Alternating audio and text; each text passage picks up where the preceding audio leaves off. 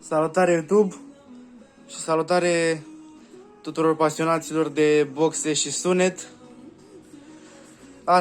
Astăzi vă prezint un mixer activ de la Spirit by Soundcraft Power Station 600.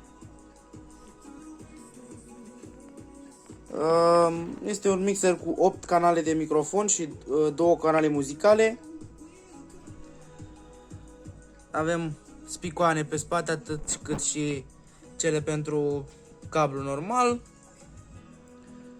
diferite intrări și ieșiri, canale de microfon, atât cât și canale de linie. Un aspect foarte important pentru cei care fac sonorizări pentru zone live afară, outside și toate tâmpenile așa.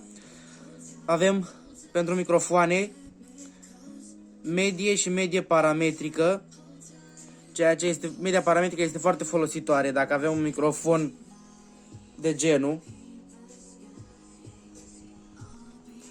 Efecte de la Lexicon,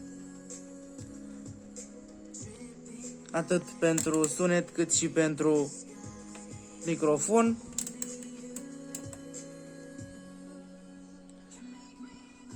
Momentan rulez pe 2 boxe Yamaha AX10 de 200 de W, fiecare 150 de fapt, 200 peak power.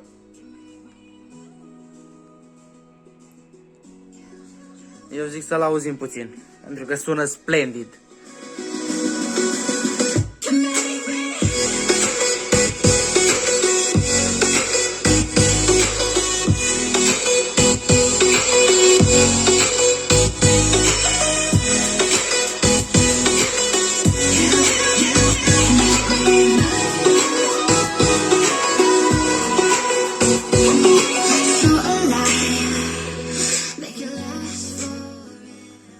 Se aude splendid, uluitor.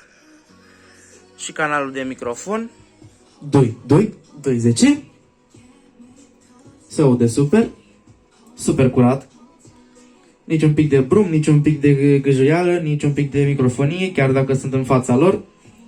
Și foarte aproape. Avem butonul de PFL care ne ajută foarte mult. acum, scuze, aici Și aici. Și după cum puteți vedea, am setat PFL-ul la 0. Oprim PFL-ul, iar acum avem un sunet cât mai curat. PFL-ul poate urca chiar și la 3 decibeli, dar să nu depășească acei 6. Poate urca în 3, dar să nu depășească 6. Este singura regulă pentru un semnal cât mai curat. Este un mixer destul de puternic, deci nu pot spune că are 90 de W, are un 200 pe canal. Finalii sunt MJ 1525, 1524 încapsulați TO3-uri, deci sunt destul de puternici. Alimentați la plus minus 68 de volți, asta înseamnă 180, chiar 190 dacă e 68 scrie pe placă, eu zic un 60.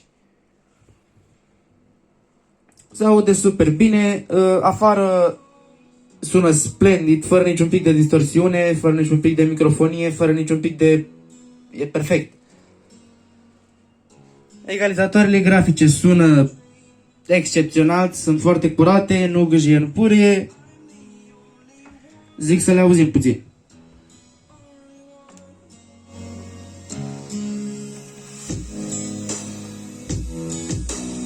crescut bas,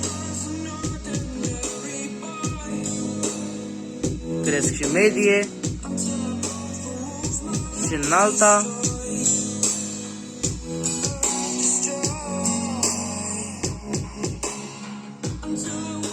Se aude excepțional. Recomand pentru cineva care nu vrea un sunet cât mai curat și cât mai... și efectele în special, vreau să auziți și efectele.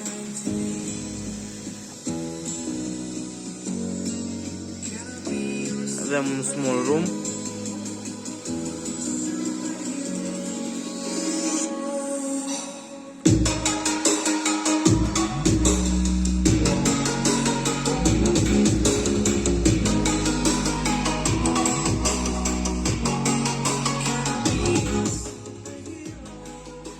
Cam aceasta a fost prezentarea.